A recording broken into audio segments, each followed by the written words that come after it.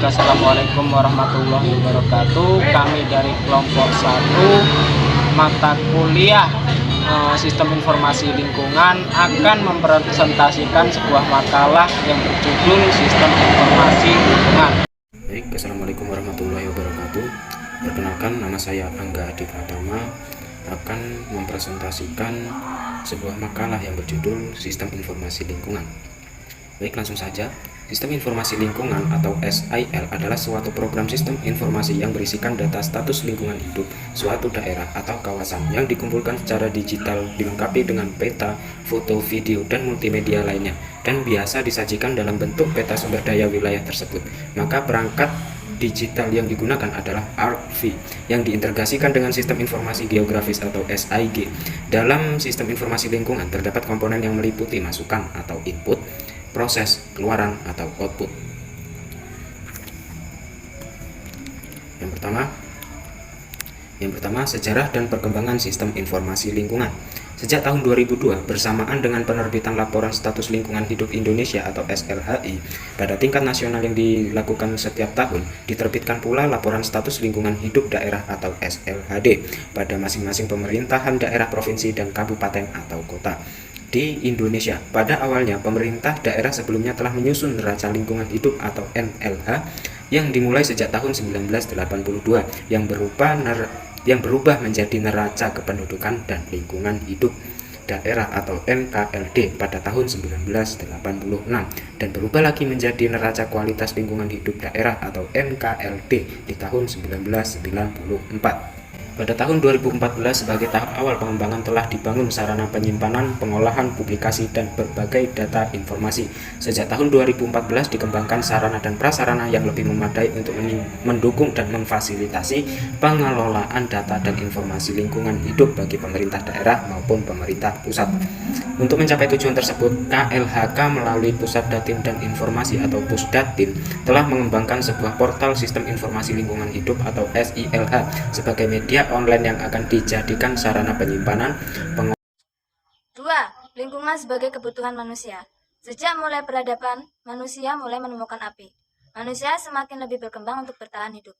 Dari situlah manusia mulai menemukan berbagai macam alat baru yang bisa dipergunakan.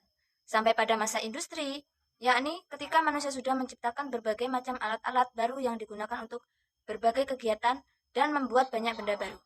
Saat itu manusia juga menemukan energi yang bisa dapat digunakan dari gas bumi, dari hasil bumi. Energi tersebut seperti minyak dan gas yang bisa digunakan untuk bahan bakar manusia dalam berindustri. 3. Pentingnya pemahaman tentang lingkungan.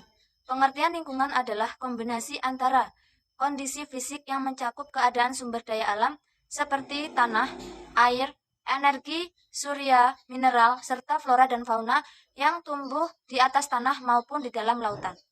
Dengan kelembagaan yang meliputi ciptaan manusia seperti keputusan bagaimana menggunakan lingkungan fisik tersebut. 4. Pembagian lingkungan. Pembagian lingkungan dibagi menjadi 2. Yang pertama yaitu lingkungan hidup alami. Lingkungan hidup alami ialah lingkungan yang terdiri atas unsur biotik, unsur abiotik, organisme, dan segala kondisi yang bekerja secara dinamis tanpa ada campur tangan manusia. Lingkungan ini berbentuk karena proses alami. Di dalam lingkungan hidup alami akan terjadi interaksi yang membentuk satu kesatuan sehingga disebut dengan ekosistem. Lingkungan hidup alami ini dibagi menjadi 2 macam. Yang pertama, lingkungan hidup air yang meliputi danau, laut, rawa, dan sungai. Kedua, lingkungan hidup di darat yang meliputi bukit, gunung, hutan, lembah, dan padang rumput. 2. Lingkungan hidup buatan. Lingkungan hidup buatan adalah lingkungan yang sengaja dibentuk oleh manusia dengan menggunakan teknologi, baik teknologi sederhana maupun teknologi modern, untuk memenuhi kebutuhan hidup. Ciri-ciri dari lingkungan ini adalah bentuknya yang tidak beragam dan hanya satu jenis. Contoh lingkungan hidup buatan manusia adalah jalan, perkampungan, kawasan industri, sekolah, dan taman. Materi kelima yaitu kebutuhan informasi lingkungan. Berkaitan dengan kebutuhan akan informasi lingkungan hidup, maka diselenggarakan konferensi Perserikatan Bangsa-Bangsa atau disebut dengan PBB tentang lingkungan dan pembangunan, The Unit National Conference of Environment and Development, UNIDS.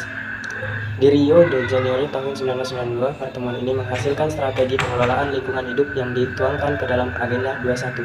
Dalam Agenda 21 bab 40 disebutkan perlunya kemampuan pemerintahan dalam mengumpulkan dan memanfaatkan data dan informasi multisektoral pada proses pengambilan keputusan. Untuk melaksanakan pembangunan berkelanjutan, hal tersebut menuntut ketersediaan data, keakuratan analisis, serta penyajian informasi lingkungan hidup yang informatif. Lalu yang keenam adalah pengelolaan kualitas lingkungan. Adalah upaya terpadu untuk melestarikan fungsi lingkungan hidup yang meliputi kebijaksanaan, penataan, pemanfaatan, pengembangan, pemeliharaan, pemulihan, pengawasan, dan pengendalian lingkungan hidup. Pengelolaan lingkungan bertujuan untuk mewujudkan membangun berkelanjutan yang berwawasan lingkungan hidup dalam rangka pembangunan manusia Indonesia seutuhnya dan pembangunan masyarakat Indonesia seluruhnya yang beriman dan bertakwa kepada Tuhan Yang Maha Esa. Sasaran pengelolaan lingkungan hidup adalah 1. Terciptanya keselarasan, keserasian, dan keseimbangan antara manusia dan lingkungan hidup. 2. Terwujudnya manusia Indonesia sebagai insan lingkungan hidup yang memiliki sikap dan tindak melindungi dan membina lingkungan hidup. 3. Terjaminnya kepentingan generasi masa kini dan generasi masa depan.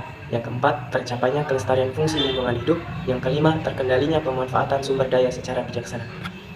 Terima kasih, kembali ke moderator. Thank you. Do you have any question?